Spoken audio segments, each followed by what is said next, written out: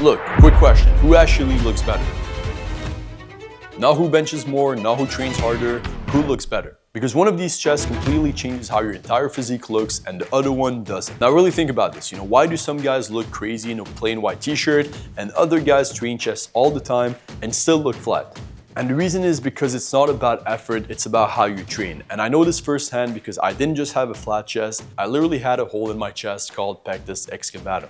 This was literally my biggest insecurity growing up. I literally avoided taking my shirt off, I would slouch to hide it, and my chest was the main thing I hated seeing in the mirror. And yeah, I was technically working out. I did tons of push-ups, random chest exercises, whatever I saw online, but nothing changed. And the reason is because I wasn't training properly. And here's the crazy part, once I actually started training the right way, using the right exercises, the right angles, and actually progressing over time, my chest grew extremely fast. And I'm not talking about years here. I literally saw crazy changes in months. And no, that wasn't because of a syringe. I saw that. He's not natty. It was actually because of these two exercises that I'm gonna cover in this video. Two exercises that filled out my chest, fixed my proportions, and turned my biggest insecurity into one of my strongest features. And before we jump in, if you wanna also get a customized plan built around your body, your struggles, and also your schedule, you can apply to work with me one-on-one through the first link in my bio. And I help guys go every day from flat chest to full and aesthetic chest way faster than they would have done on their own.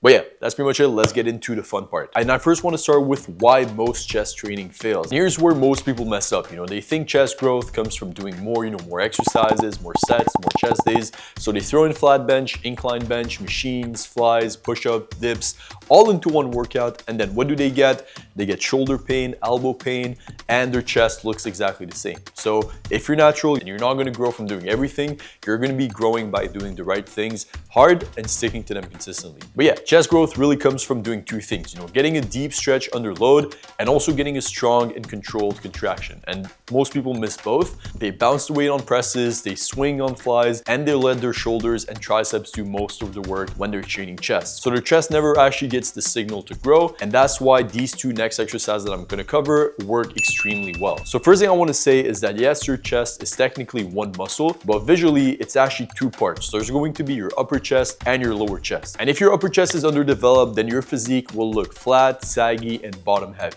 And if you want an aesthetic chest, then the upper chest is really going to be the most important part. And that's why this first exercise is non-negotiable. And that is the incline dumbbell press. This is honestly the exercise that fixed my chest, not flat bench, not machines, incline dumbbell press. And it works because it properly biases the upper chest. It allows you to get a deep stretch at the bottom and forces each side to work on its own. To set it up, first thing you gotta do is put up the bench at around 30 degrees, any higher, and it's gonna turn into a shoulder press. Plant your feet, make sure you brace your core, and pull your shoulder blades back and down so that they're locked. And when you press, make sure that you lower the dumbbells for 2 to 3 seconds, feel the stretch at the bottom, and pause briefly to make sure that you're not using any momentum, and then press up under control. Don't fully lock out either because you want to keep tension on your chest, and your elbows should always be around 45 degrees because if you go too wide, you're gonna end up fucking up your shoulders. And if you tuck in too much, you're gonna be emphasizing triceps a lot more than you should. And when it comes to progression, you wanna make sure that you're not ego lifting, all right? First thing you wanna do is when you hit 10 to 12 reps, clean reps on your sets, that's when you add more weight. If the jump is too big, add reps instead. If you're not able to add weight, just do more and more reps until you get to 12 reps, and then you can up the weight from there. And that's pretty much how you're gonna be able to build muscle. And listen, if your upper chest isn't growing after this, it's not genetics, it's how you're doing it. So make sure you're focusing on not doing these common mistakes, which would be overarching, bouncing the weight, and turning it into an actual shoulder press. Focus on the contraction and the stretch, and this is gonna be probably the best exercise you're ever gonna do to grow your upper chest. But obviously, this exercise is not gonna be enough to build that aesthetic chest, because what's missing is going to be the lower part of your chest, which brings me to exercise number 2, and that is going to be seated cable flies. And also a quick pause here because none of this is gonna matter if your nutrition is off.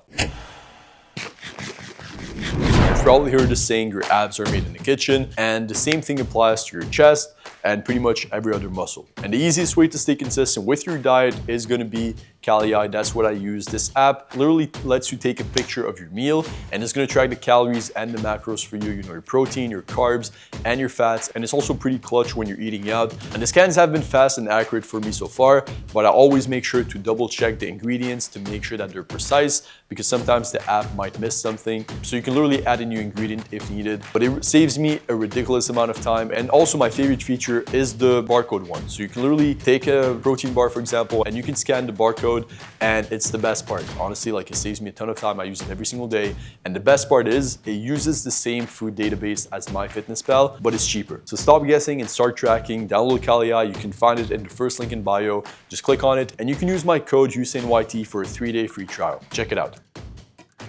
And this is where most people completely mess up the flies. Cables are better for one simple reason, and that is constant tension. Dumbbells will lose tension when you get to the top, but cables don't. And this is exactly how you do them. So first thing you want to do is set the pulley at chest height, step forward slightly and sit down, and keep a slight bend in your elbows as you're doing them the entire time. And from here, all you want to do is control the negative for 2 to 3 seconds. And when you get to the bottom, I want you to pause to really feel the stretch and really get the mind to muscle connection. And also keep in mind that this is not a press, it's a fly. So if you can cheat it, then that means that the weight is too heavy, and we want to focus on quality, not numbers here, all right? So make sure you go as heavy as possible, but with a clean form to be able to do at least 10 to 12 reps. All right, but now that we've covered this, we're gonna move over to programming, and we're gonna be able to put all of this together so that you actually grow, because the exercises are only half of the job, but how you use them is what's gonna make the results happen. And if you're natural, you need to focus on training chest 1 to 2 times per week, and also make sure that you're recovering properly. So your chest day should literally just be incline dumbbell press for 3 sets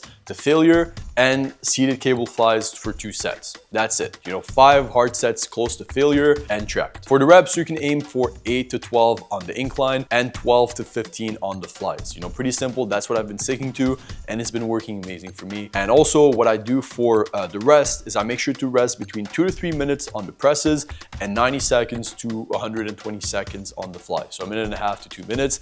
And if your numbers aren't slowly improving, then that means you're not growing, all right? So make sure that you're training to failure, make sure you're recovering properly, make sure you're following all of the cues that we've mentioned. And also, if you feel like you're getting your ass beat by the gym, make sure to take a rest day, because your muscles are gonna grow when you recover. So yeah, train like this, eat properly, and stay consistent. And in 8 to 12 weeks, your chest will look fuller, your upper chest will pop, and your shirts will fit completely different. And here's the truth. Honestly, most guys don't even have bad genetics. They just haven't trained the right way long enough. And they overthink everything, miss a workout or have a bad meal.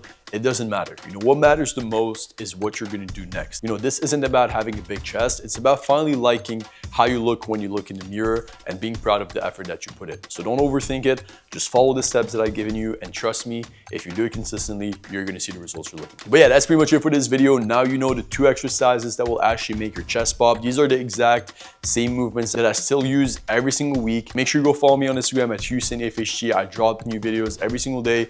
Like the video, subscribe if you haven't already, and drop a comment telling me which part helped you the most. I appreciate you guys, and as always, love y'all. Peace.